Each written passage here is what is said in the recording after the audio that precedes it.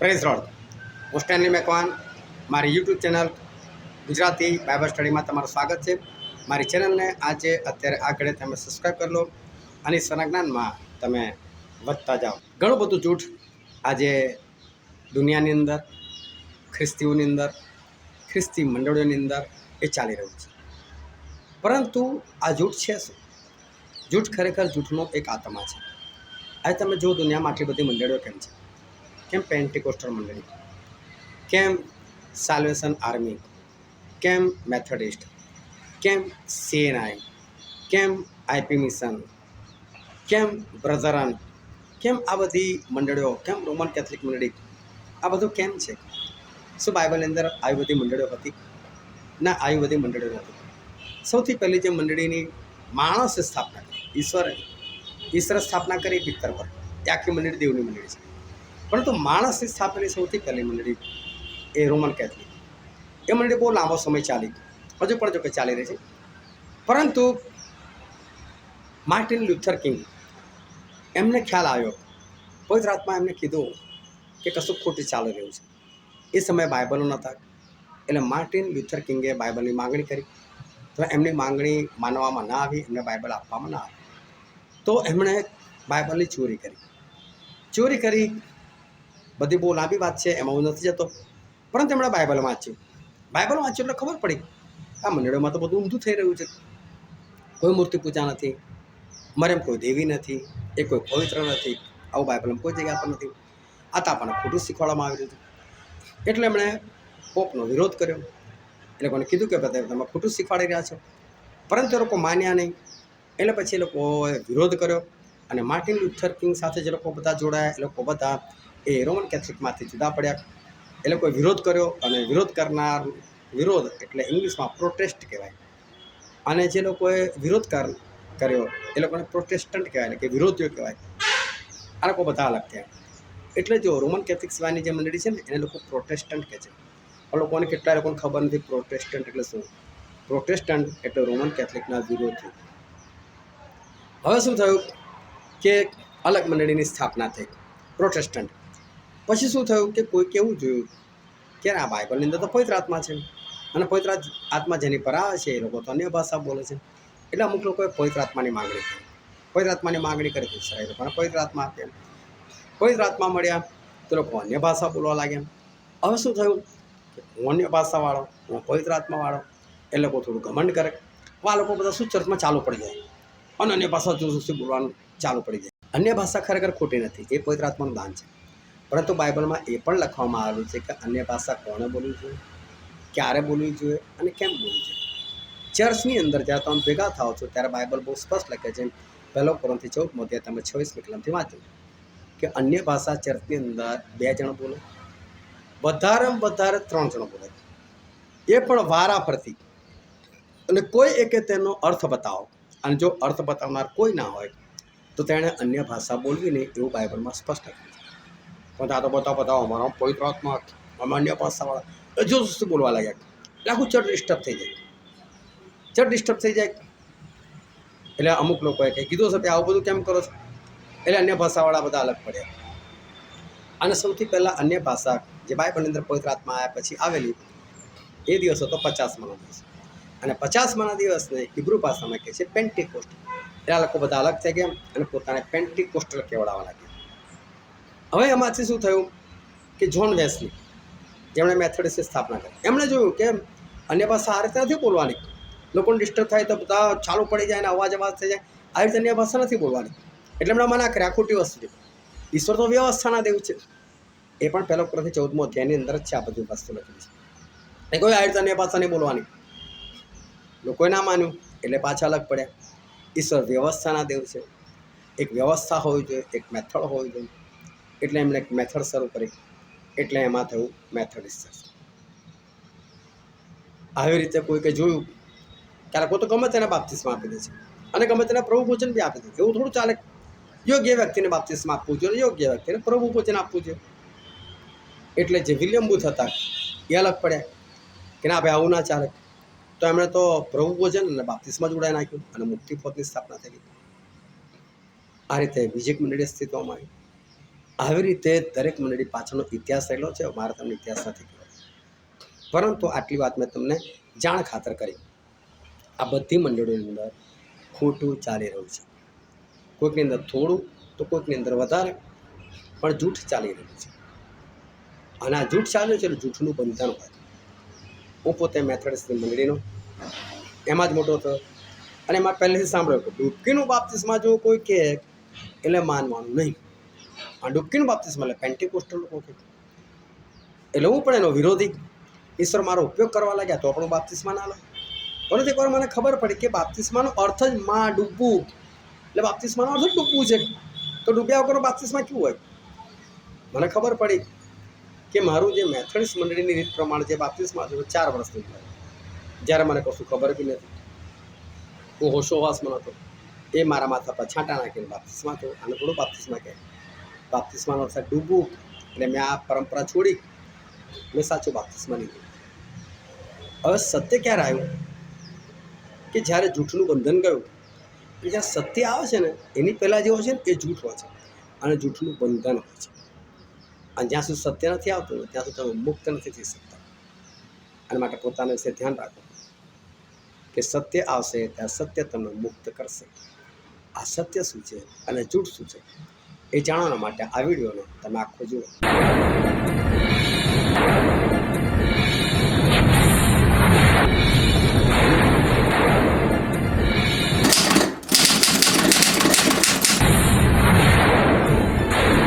आज છે તારીખ 12 સપ્ટેમ્બર 2025. રોજે 10 સવાલ પૂછવામાં આવે છે. 4 ઓપ્શન આપવામાં આવે છે. એમાંથી તમારે સાચો ઓપ્શન અને સાચો અધ્યાય અને સાચી કલમ તમારે લખવાની છે. પરંતુ આ રીતે લોકો બાઇબલ વાંચનની અંદર વધતા જાય છે, ઈશ્વરના જ્ઞાનની અંદર વધતા જાય છે, આત્મિક ઉન્નતિ થાય છે. અને જો તમે પણ તમારા આત્માની ઉન્નતિ ચાહતા હોય અને તમે આ પ્રસ્તુતરીમાં ભાગ લેવા ચાહતા હોય તો તમે મને તમારું નામ અને સરનામું અને એટલું લખીને મોકલજો કે મારે આ પ્રશ્નોત્તરીમાં ભાગ લેવો છે. તો તમારું નામ હું એડ કરી દઈશ અને આવતીકાલથી તમને પણ આ પ્રશ્નો મોકલીશ. પણ શરત પાક્કી છે, રોજે રોજ જવાબ આપવાના જ છે. જવાબ નહીં આપો એ દિવસે તમારું નામ કમી કરી નાખવામાં આવશે. ખાલી ટાઈમ પાસ માટે આ બાઇબલ ક્વિઝ નથી, પરંતુ જે લોકો ગંભીર છે ઈશ્વરના આત્મામાં વધવા માટે ફક્ત એ લોકોના માટે જ આ બાઇબલ ક્વિઝ છે. હવે આજનો પહેલો પ્રશ્ન છે, જે વેળા પાણી હાલે છે તે વેળા મને કુંડમાં ઉતારવાને મારી પાસે કોણ હોય છે? એક કુંડ હતો જેને બેસ જાથાનો કુંડ કહેવાતો હતો. ત્યાં બધા આંધળા અને લંગડા અને સુકાઈ ગયેલા આંગવાળા લખવાવાળા બધા પડી રહેતા હતા. કારણ શું હતું? કદી કદી એક શબ્દ આવતો હતો અને આ શું કરે, પાણી હલાઈને જતો રહે. અને પાણી હલાયા પછી જે કોઈ પહેલો પડે ને એ સાજો થઈ જાય. પછી ભલે ગમે તેવી બીમારીઓ, એટલે લોકો ત્યાં બધા પડી રહેતા હતા. અને પડી રહીને લોકો પાણી હાલવાની રાહ જોતા હતા. પાણી હાલે એટલે પડું, પાણી હાલે એટલે પડું. અહીં એક માણસ હતો જે 38 વર્ષથી એ બીમાર હતો અને 38 વર્ષથી આ જગ્યા પર પડેલો હતો. બોલો, 38 વર્ષ એનો નંબર જ નહોતો લાગ્યો. એટલે પ્રભુ શું ત્યાં જાય છે અને પ્રભુ શુંને ખબર પડે કે આ માણસ 38 વર્ષથી આ જગ્યા પર પડેલો છે. તો પ્રભુ શુંને પૂછે છે, શું તું સાજો થવા ચાહે છે? તો કે હા પ્રભુ, મારી પાસે જ્યારે પાણી હાલે છે ને ત્યારે મને કુંડમાં ઉતારવાને મારી પાસે કોઈ હોતું જ નથી. અને હું ઉતરવા જાઉં અને પહેલાં બીજો ઉતરી જાય છે. આ માણસના શબ્દો તમે ધ્યાનથી સમજો. યોહાનના 5મા અધ્યાયની અંદર આ વાત લખેલી છે. એ માણસ એવું કહે છે કે જ્યારે પાણી હાલે છે ને ત્યારે મને કુંડમાં ઉતારવાને મારી પાસે કોઈ હોતું નથી. અને હું ઉતરવા જાઉં એટલે હું પ્રયત્ન કરું ત્યાં સુધી કોઈ બીજો આવી જાય છે. એનો મતલબ એવો નહોતો કે 38 વર્ષનો માનવો એ બિલકુલ બેડ પર જ હતો અને સહેજ પણ પ્રયત્ન નહોતો કરી શકતો. શું આ માણસ રોજ ખાતો નહીં હોય? એને કોઈક તો ખાવાનું આપવા આવતું છે. અને ખાતો હોય તો ટોયલેટ નહીં જતો. આ પાણી નહીં પીતો હોય અને પાણી પીતો હશે તો એને પેશાબ નહીં લાગતો હોય. એ કહે છે કે મારી પાસે કોઈ નથી. એટલે વાંચવાથી આપણે શું ખબર પડે? આ જોડે કોઈ નહોતું રહેતું. કોઈ નહોતું રહેતું તો એનો ઝાડો પેશાબ પણ સાફ કરતો. એનો મતલબ એટલું તો કરી શકતો હતો નહીં માણસ. એટલે પ્રભુ શું ખરેખર એની પાસે આવીને એવું નથી પૂછતા તું સાજો થવા ચાહે છે? તો પ્રભુ છે ને તું સાજો થવા ચાહે છે? એટલે પ્રભુ કે તારા કોઈ લક્ષણ નથી લાગતું તારા સાજા થવાના છે, એમ પ્રભુ કહેવા માગતા હતા. હવે આ માણસ કહે છે મારી પાસે કોઈ હોતું નથી. પાણી હાલે છે તારે. પ્રભુ શું કહે છે? જીવનનું જળ હું છું. પાણી એટલે પ્રભુ શું વચન. અને પાણીનું હાલવું એટલે જ્યારે કોઈ સેવક સંદેશો આપતો હોય છે ત્યારે જો બાઇબલમાંથી ઉત્પત્તિ કળા, પ્રકટીકરણ કળા, હિબ્રુનો પત્ર કળા કે નિર્ગમન કળા એ પાણીને હલાવે અને પાણીને હલાવે ને તમે એ પાણીમાં પડો, એટલે કે વચ્ચેની અંદર તમે ડૂબો, તમે સાજા થઈ. આ સ્વરૂપ છે કદી કદી આવે અને કદી કદી પાણી હલાવે. ક્યાં સુધી તમે રાજીને પડી રહેશો? ક્યાં સુધી તમે માતા રહેશો? ઈશ્વરના સેવકો રોજે રોજ પાણી હલાવે છે. ઈશ્વરના સેવકો રોજે રોજ આ પાણીને હલાવીને કહે છે ભાઈ સાજા થાવ, ડૂબો, અંદર પડો. એટલે તમે વચન સાંભળો.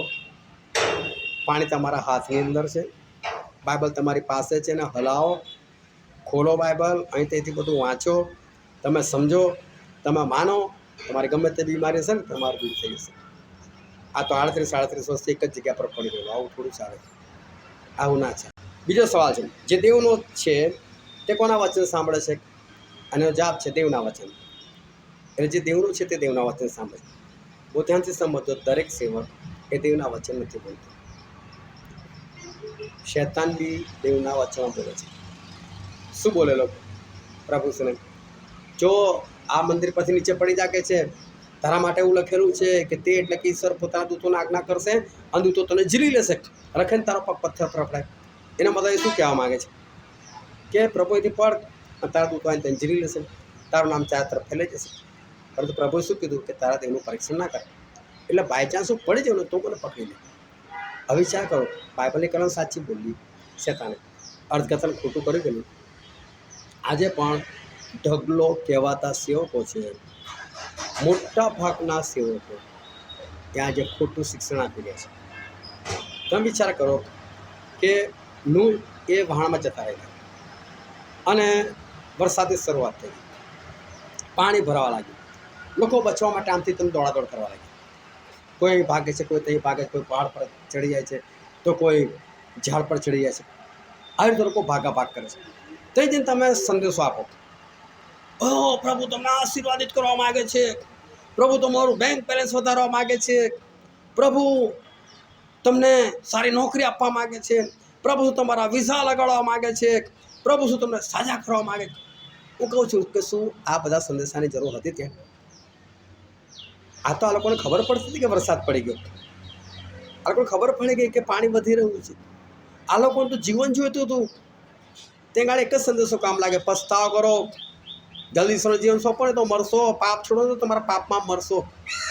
ખરેખર સંદેશો આ છે. તમે બાઇબલની અંદર આખું બાઇબલ વાંચો, કયો સેવક, કયો પ્રબોધક કે પ્રભુ શું કોણે એવા સંદેશ આપ્યા કે મારી વાતો સાંભળી તમે આશીર્વાદિત થશો, તમારો વિઝા લાગી જશે, તમને નોકરી મળી જશે. એક એક સંદેશા છે ને ભયંકર હતા. બાઇબલ કહે છે લોકોએ સંદેશ સાંભળે શું કીધું? અમારું હૃદય વિંધાઈ ગયું. આ બાઇબલ તો તલવાર છે, તલવાર ચાલે ને એટલે લોહી નીકળવું જોઈએ. સંદેશા એવો છે કે તમને હૃદયમાં લાગી જાય, કારણ મને સંભળાઈ ગયું, મને કહી દઉં તું આવો છે, તું તેવો છે, ખબર પડી જોઈએ માણસ છે. આ તો કે તમે આશીર્વાદિત થશો, તમે પૈસાવાળા થઈ જશો, તમારી નોકરી લાગી જશે, તમારી છોકરી મળી જશે, તમારા બાળકો થઈ જશે. આ બધા કે સંદેશા થોડા છે? આ જૂઠા સંદેશાઓ છે, આ જૂઠ બોલી દે છે. પરંતુ લોકોને ઇન્ટરેસ્ટ કોનામાં છે? આવામાં જ ઇન્ટરેસ્ટ છે. આડા પર તો જવા દો ને, વચનથી ખખડાય કરે છે, તે કોણ સાંભળે? આ બહુ સરસ સંદેશો આપે, આપણને ઉત્તેજન મળે છે, આપણો વિશ્વાસ વધી જાય છે, આપણને ફલાણું મળશે, ઢીકણું મળશે, ખુશ થઈને આવે. પણ ઘરે આવ્યા પછી મળ્યું, તમે આજ્ઞા પાડો એટલે બધું તમને મળવાનું છે. સીધી સાદી વાત છે, એમાં કંઈ બહુ મોટી વાત નથી. તમારે કેટલા આશીર્વાદ હોય, ઈશ્વરની આજ્ઞા પાડો, ઓટોમેટિક થઈ જશે. બાકી તમે ગમે ત્યાં સંદેશો સાંભળશો ને, પણ આજ્ઞા નહીં પણ કોઈ આશીર્વાદ તમને નહીં મળવાનો. આ સીધી સિમ્પલ વસ્તુ છે. આટલા બધા લોકો સેવકો છે, પંજાબની અંદર જુઓ, સાઉથની અંદર જુઓ, ઢગલો સેવકો સાજાપણાની સેવા કરે છે. શું દવાખાના ખાલી થયા? નથી ખાલી થયા. કેમ? કારણ કે તમે ગમે તે જગ્યાએ મિટિંગ ભરો ને, ગમે એટલા સાજા થવા માટે પ્રયત્ન કરો, પણ તમે જ આજ્ઞા નથી પાડતા, શું ખાક સાજા થવાના? અને સેવક દ્વારા બાય ચાન્સ તમે સાજા બી થઈ ગયા, 2 દિવસ પછી હતું એવું નહીં. અને માટે આ દવાખાના હજુ પણ ધમધમાઈને ચાલી રહ્યા. અને માટે પોતા વિશે ધ્યાન રાખો, કશું થવાનું નથી. ખોટા સંદેશો ના સાંભળે છે. દેવના છે ને એ દેવના વચન સાંભળે છે. અને દેવના વચનો એટલે ખતરનાક વચનો, દેવના વચનો એટલે તલવાર સમાન વચનો. એ વચનો સાંભળવાની તૈયારી રાખો. પછીનો સવાલ છે, તે રોટલી મૂસાએ આકાશમાંથી તમને આપી નથી, પરંતુ આકાશમાંથી જે રોટલી આપે છે તે કોણ આવે છે, તે કોણ તમને આપે છે? અને એનો જવાબ છે ખબર નહીં. હવે કેમ ખબર નહીં એનો જવાબ છે તે હું તમને કહું કે હું ઘણી વખત સવાલોને સેજ ફેરી નાખું છું, એક આ સપ્તાહ આમ તેમ કરી નાખું છું. તમે લોકો ધ્યાનથી વાંચો એના માટે, પણ છતાં તમે લોકો ભૂલ કરો છો. ખરેખર આ દુઃખવાળી બાબત છે. તમે ખરેખર ભલે તમે મોડા આપો એનો કોઈ વાંધો નહીં, તમને 2-4 મિનિટ વધારે થઈ જાય ને એનો કોઈ વાંધો નહીં, પણ ધ્યાનથી તમે વાંચો.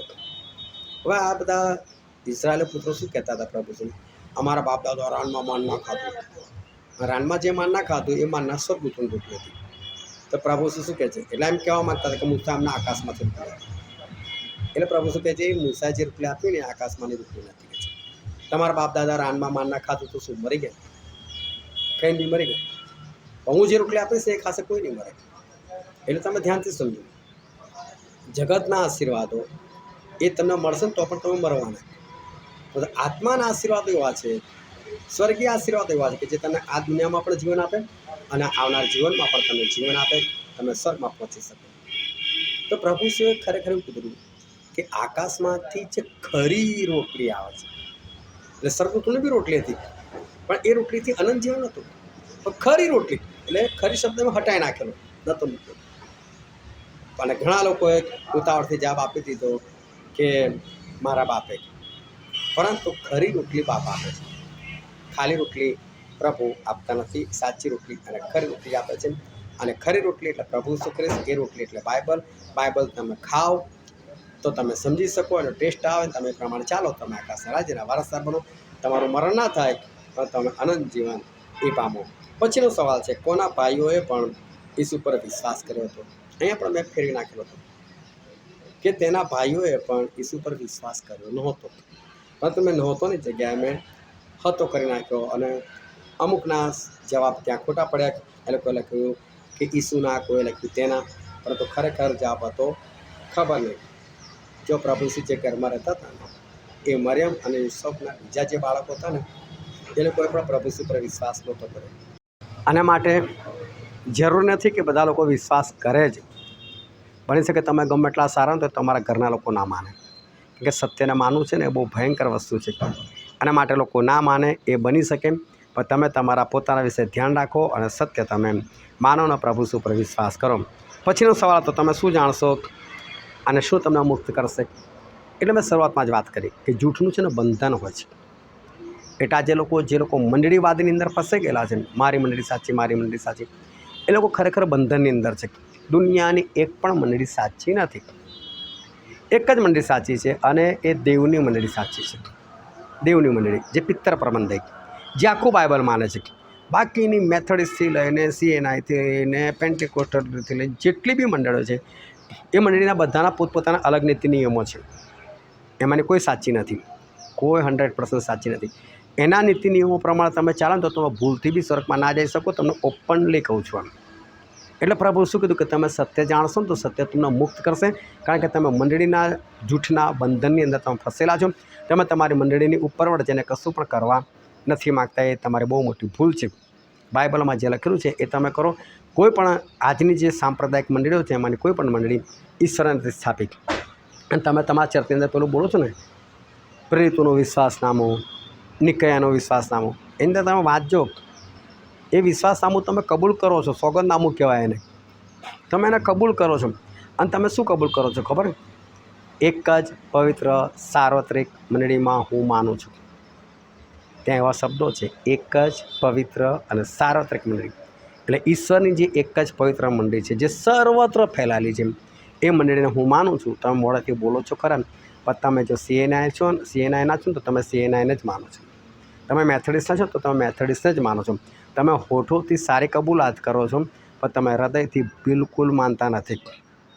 જે રોમન કેથલિક છે, રોમન કેથલિક જ છે, એનું જ માને છે.